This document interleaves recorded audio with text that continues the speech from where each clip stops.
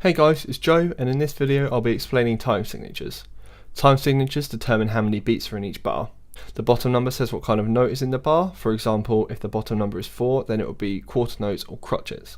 So if it's 2, then it'll be half notes or minims, and so on. The top number is how many of these notes will be in each bar. So if it's 4/4, there'll be 4 crotchet notes per bar. If it's 3/4, there'll be 3 crotchets per bar. Or if it's 12/8, there'll be 12 semiquavers per bar. This can either be exact, so if it's 4/4, there will be 4 crotchet beats per bar, and the notes in that bar may all well be crotchet lengths, so there will just be 4 notes in that bar. Or it can be note lengths that equate to that. So you could have 2 half notes, or 8 quavers, or 1 half, 1 crotchet, and 2 quavers. It's quite mathematical, but once you have a grasp of it, it is easy enough to understand. The bottom number can only be the note length, so 1, 2, 4, 8, and so on, whereas the top number can be practically anything you want.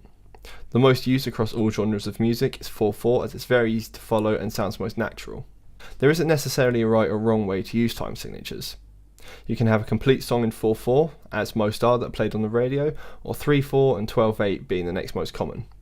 But you only tend to go out of these for a song if what you're writing happens to flow that way. It may sound bizarre, but it's quite easy to tell when someone has sat down to an 11/16 metronome just to write something in that time signature, opposed to someone writing a part and it just happens to be that way.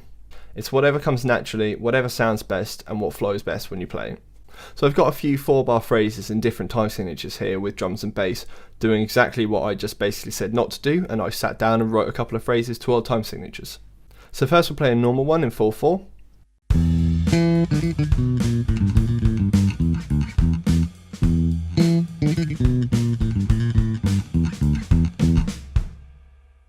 So very straightforward and normal.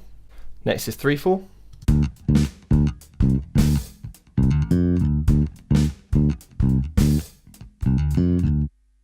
Now 5/4.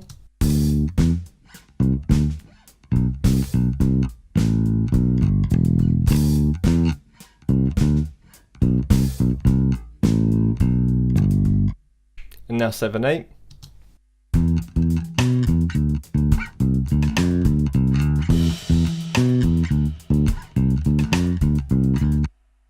And now 11/8.